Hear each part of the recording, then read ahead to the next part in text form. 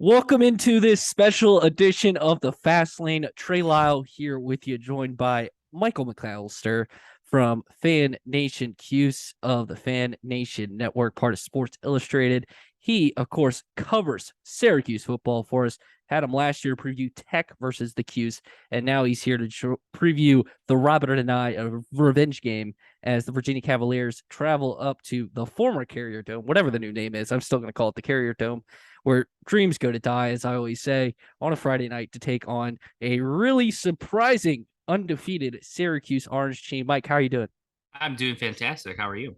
I'm doing well. Expectations this season for Syracuse were, you know, lukewarm to say best. I think, Dino Babers' job security wasn't the best, and they've struggled the last couple of years. And, they come out with really a statement win. Louisville was looked at a team that could do some damage in the Atlantic. Malik Cunningham and, Garrett Strader outperformed him that night. And, the defense has looked really good this season. What has been your kind of takeaway from the Syracuse team the first three games into the season, where they're off to I know it sounds kind of bad, but a surprising 3-0 start? Yeah, I think it's from a national outsider's perspective. That was the perception, was there'll be another typical Syracuse team, somewhere in the 3 to 5 win range, nothing to really pay that much attention to. Locally, I think there was some optimism about the way that the roster was built and the coaching changes that they made in the offseason. But the problem was always the schedule, right? Because you start off the season with a Louisville team that had dominated Syracuse over the last 8, 9 years. And then in week 4, you've got Virginia coming to the Dome with the Robert and I, Jason Beck revenge tour, as you said. And in Brennan Armstrong, one of the best quarterbacks in the ACC the previous year. Oh, yeah, the week before that, you've got maybe one of the best quarterbacks in the country in Aiden O'Connell and Purdue coming in. Oh, and then you have a stretch where you have to play Clemson, NC State, Notre Dame, and Pittsburgh back to back to back to back. So the schedule was looked at as perhaps the biggest detriment as to why Syracuse wouldn't have the season that many wanted them to have. But what they did early on in the season is they answered a couple of those questions. Could Garrett Schrader really improve on what he was last year, especially as a thrower of the football? We know what he can do with his legs. He's shown a lot more accuracy, poise, and confidence in the offensive system. As you said, they got that big win against Louisville. That got momentum rolling. Week 2 against UConn was what should have been an easy win, and it was. And then you get tested by a pretty good Purdue team and pull off that victory. And now expectations are starting to soar a little bit in Central New York. Let's dive into this. Looking at UVA last year with Brennan Armstrong, who we'll talk about in a second, compared to the defense, Robert and I, with him, they put up a ton of numbers. One of the best performances. I'm pretty sure he led the country in total yards.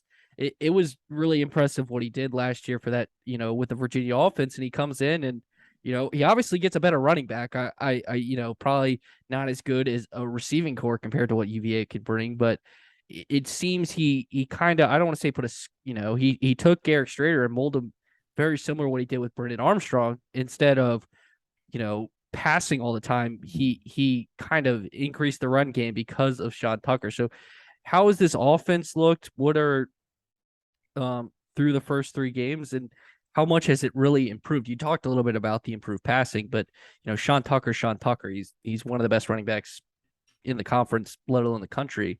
But it just seems this offense looks more explosive this year.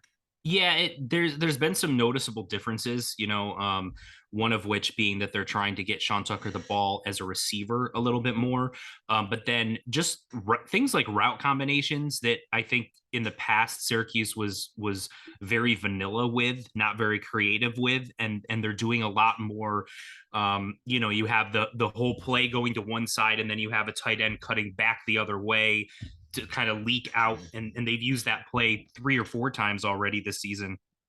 Going to Aronde Gadsden, that was a play that they went to on a 4th and 1 against Purdue. That was a play that they went to in the season opener against Louisville for a touchdown. So, targeting the tight end has been a thing that's been discussed over the last several seasons in Central New York about the Syracuse offense. That's something that Anai has clearly brought. And, I just think that the way that he approaches offense and molds the attack based on the talent that he has, there's no question when you look at his history, the job that he's done with developing quarterbacks. And he's starting to show that once again. Him and Jason Beck are just a fantastic combo in terms of really good offensive quarterback coaches. And they're bringing Garrett Schrader along. And it's, I think there's more elements to the offense that we haven't seen, but I also think that they're trying to keep the elements of the offense that they know that Garrett Schrader can execute and play to his strengths. And that's, getting him the ball with the opportunity to run a little bit, but also having the types of plays and running the types of routes that they know that he feels confident in throwing. They're not going to throw the ball 50, 60 yards downfield several times a game. Like, perhaps they were a little bit more vertical at Virginia, but that's not Garrett Schrader's strength. So they're playing to that. They're doing a lot of things to keep defenses off balance. And there's no question you can tell that just the difference in offensive coaching and approach is drastically different than what it was last year. You expect during this game a throwback to an offensive tackle? I mean, why not? I do a reverse and let the didn't. offensive tackle throw the ball maybe back to a punter that you brought in as a receiver. I mean, let's get Well, the weird, last right? time he called it, it really didn't work out for him. I just want to point that out. I Why mean, not? as a, I mean, I just it was hilarious. I think UVA fans whose fans are listening to this would feel a little spited about that play if it ran and worked successfully in this game. Let's just talk. How good is Sean Tucker? Like, you know, the, I do follow you on Twitter, and I get to see the Sean Tucker tweets each week. But how good is this guy? Like, I feel like he's one of the most underrated players in the country. Like, he belongs in the best back conversation, but it's like him and Deuce Vaughn are probably the two most underrated players in the country, and they're really good.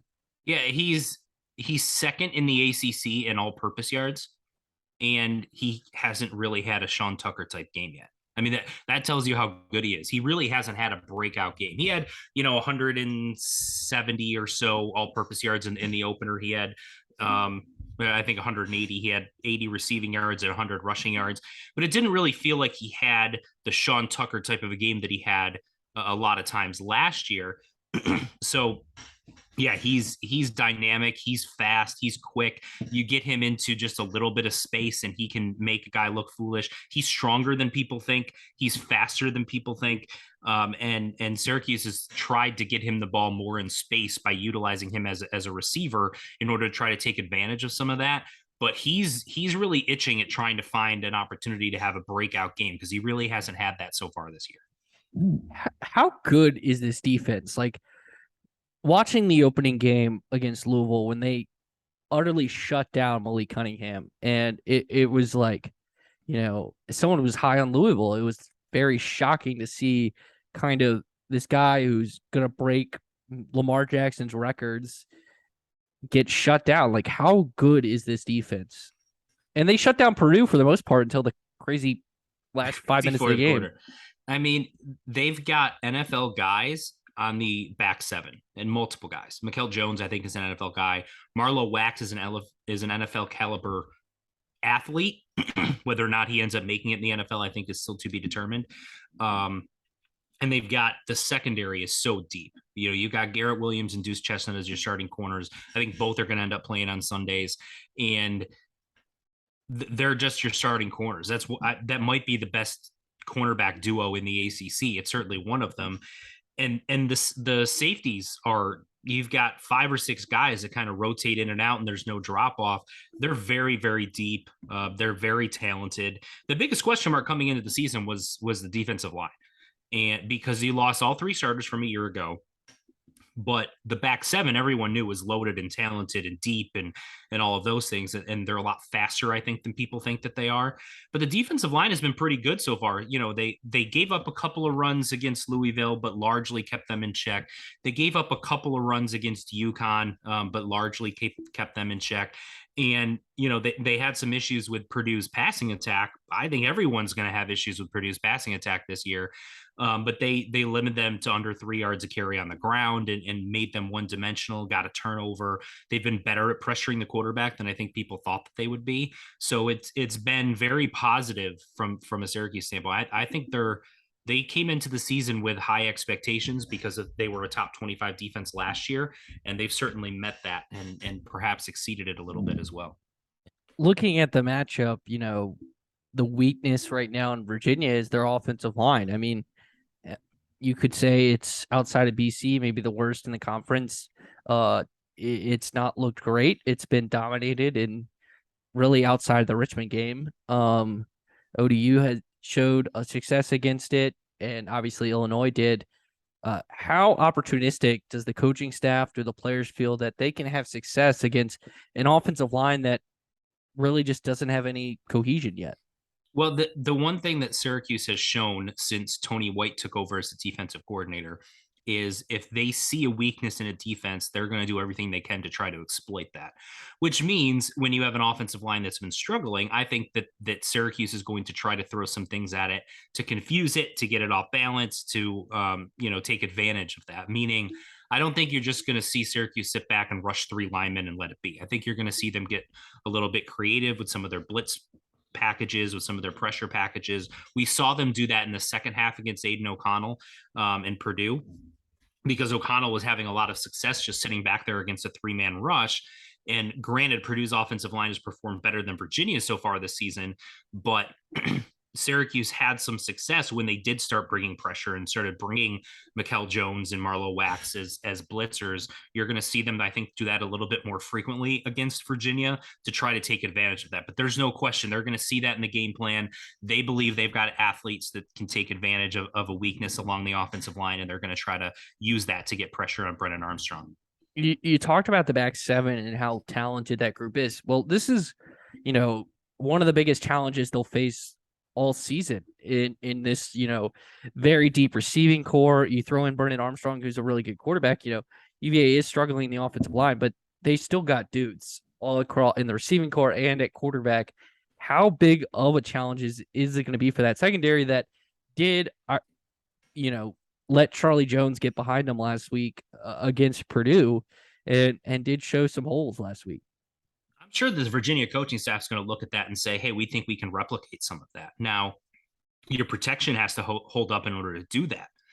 So that's kind of where the coaching on both sides. How does the chess match work, right? How does Virginia try to shore up some of its protections in order to let its receivers, have time to run their routes and get open against a good secondary? Versus how much does Syracuse try to take advantage of, making Brennan Armstrong speed up the clock that he's got in his head of how quickly he can get rid of the ball. That's going to be a fascinating chess match in this game. But there's no question, if you're looking at Syracuse and saying, yeah, they've got some NFL caliber dudes in the secondary, you saw a little chink in the armor perhaps with what Purdue did. Now, there are very few quarterbacks in college football that can throw the ball the way that Aiden O'Connell can. And there's very few receivers that are as good as Charlie Jones is. But Virginia might be on the list of having guys that can replicate some of that, right? Because we know Brennan Armstrong has shown in the past, even if he struggled a little bit this year, that he can be a really good quarterback that can take over a game and put up a bunch of points. We know they've got a bunch of receivers that are long, athletic dudes that can make plays.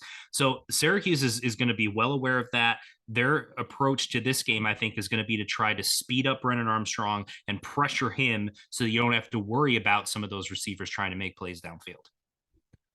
Looking at this game, it is currently sitting at about between a 10 and a 9-point spread in this one, over under 54. Do you have a prediction for what's going to happen on Friday night in the Dome?